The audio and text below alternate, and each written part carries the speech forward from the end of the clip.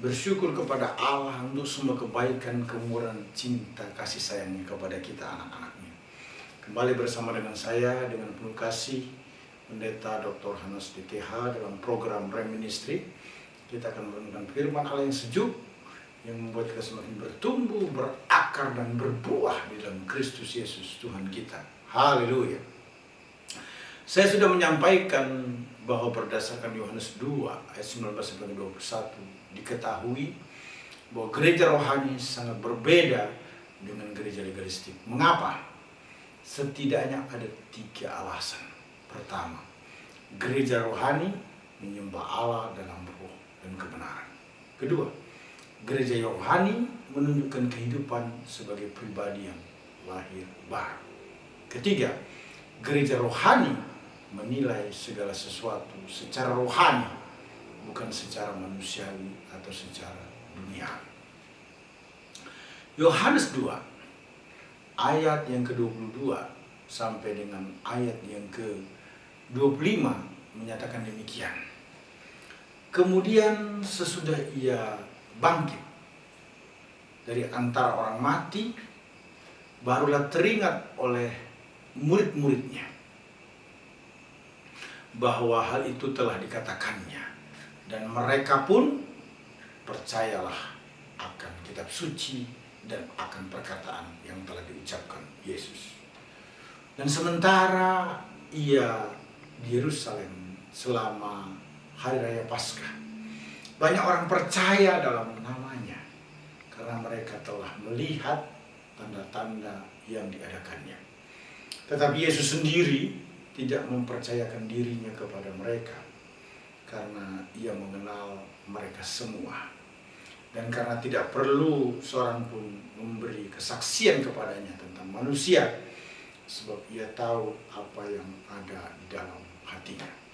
Umat Allah yang diberkati Tuhan Yesus Kristus, kita masih dalam seri khotbah tentang gereja yang rohani. Ini merupakan seri yang kedua ya. Seperti apa sebenarnya gereja yang rohani? Kalau kita memperhatikan Yohanes 2 ayat 22 sampai dengan ayat yang ke-25. Maka kita dapat menyimpulkan bahwa gereja yang rohani adalah gereja yang berfokus pada iman di dalam Yesus Kristus Tuhan. Umat Allah ini berkati Tuhan Yesus Kristus. Menarik sekali. Gereja yang rohani adalah gereja yang berfokus pada iman di dalam Yesus Kristus Tuhan kita. Saya mengulang kembali untuk mengingatkan kita, Yohanes 2 ayat 22 sampai dengan 25 berkata demikian. Kemudian sesudah ia bangkit dari antara orang mati, barulah teringat oleh murid-muridnya bahwa hal itu telah dikatakannya. Dan mereka pun percayalah akan kitab suci dan akan perkataan yang telah diucapkan Yesus. Dan sementara ia di Yerusalem selama hari raya Paskah, banyak orang percaya dalam namanya karena mereka telah melihat tanda-tanda yang diadakannya. Tetapi Yesus sendiri tidak mempercayakan dirinya kepada mereka karena ia mengenal mereka semua, dan karena tidak perlu seorang pun memberi kesaksian kepadanya tentang manusia, sebab ia tahu apa yang ada dalam hati manusia. Kalau kita memperhatikan Yohanes 2 ayat 11, kita membaca bahwa murid-murid percaya kepadanya. Dan dalam ayat ini kita juga membaca bahwa mereka percaya akan kitab suci dan akan perkataan yang telah diucapkan Yesus. Jadi jelaslah bahwa iman bukan merupakan suatu barang yang mudah diukur, tetapi iman murid-murid pada waktu itu sedang bertumbuh. Nah, Rasul Yohanes sebagai penulis Injil Yohanes menekankan tentang tanda terkait dengan pribadi Yesus tentunya. Nah, dengan tuntunan yang sempurna oleh Roh Kudus, Rasul Yohanes memilih peristiwa-peristiwa tertentu yang telah disaksikan sehingga pada waktu Injil Yohanes dibaca, para pembaca dituntun mengikuti perkembangan tema yang pokok tentang tanda itu. Nah, perhatikan Yohanes 1 ayat 43 sampai dengan 51. Ada peristiwa pertemuan Nathanael dan Tuhan Yesus. Nah, dalam peristiwa itu ada pernyataan tanda kemuliaan Tuhan Yesus kepada Nathanael. Dan dia percaya. Firman Tuhan berkata, "Rabi, engkau anak Allah, engkau raja orang Israel." Lalu kalau kita memperhatikan Yohanes 2 ayat 1 sampai 12, ada pernyataan tanda juga. Tanda kemuliaan Tuhan Yesus kepada murid-muridnya dan mereka percaya kepadanya. Perhatikan, peristiwa yang berikut ini mengaitkan bait Allah yang akan dirombak dan akan didirikan kembali dengan peristiwa kebangkitan Tuhan Yesus, yaitu tanda utama. Dan pada peristiwa itu, setelah kebangkitannya ya, mereka pun percayalah.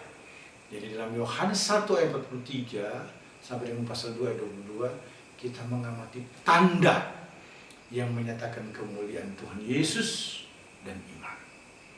Tema tanda ini diteruskan dalam 2 nats yang terkait. Yohanes 2 ayat 23 berkata, mereka telah melihat tanda-tanda yang diadakannya. Dan dalam Yohanes 2 ayat 2 dikatakan tidak ada seorang pun yang dapat mengadakan tanda-tanda yang engkau adakan jika Allah tidak menyertainya. Ingat, hubungan antara tanda dan iman sangat penting bagi Rasul Yohanes. Itu sebabnya penekanan tentang tanda menjadi perhatian Yohanes. Yohanes 2 ayat 23 menekankan bahwa Yohanes sendiri tidak perlu menceritakan kepada kita mengenai tanda-tanda yang terjadi di Yerusalem, dan tidak disangkal bahwa ada iman yang muncul karena melihat tanda-tanda. Sekalipun demikian ya. Nah, Yohanes 2:24 menyatakan adanya ungkapan tetapi Yesus sendiri tidak mempercayakan dirinya kepada mereka. Artinya tidak mengizinkan supaya mereka menobatkan Yesus sebagai Raja Israel. Tanda-tanda dalam Yohanes 2 ayat 23 sampai dengan 25 itu memiliki hubungan erat, memiliki hubungan yang khusus dengan peristiwa selanjutnya. Ini adalah rangkuman, saudara ya, yang menggambarkan Yesus membuat tanda di Yerusalem. Jadi iman banyak orang di Yerusalem yang tidak memuaskan Tuhan Yesus terkontras dengan iman murid-murid yang dikisahkan dalam Yohanes pasal 2 ini.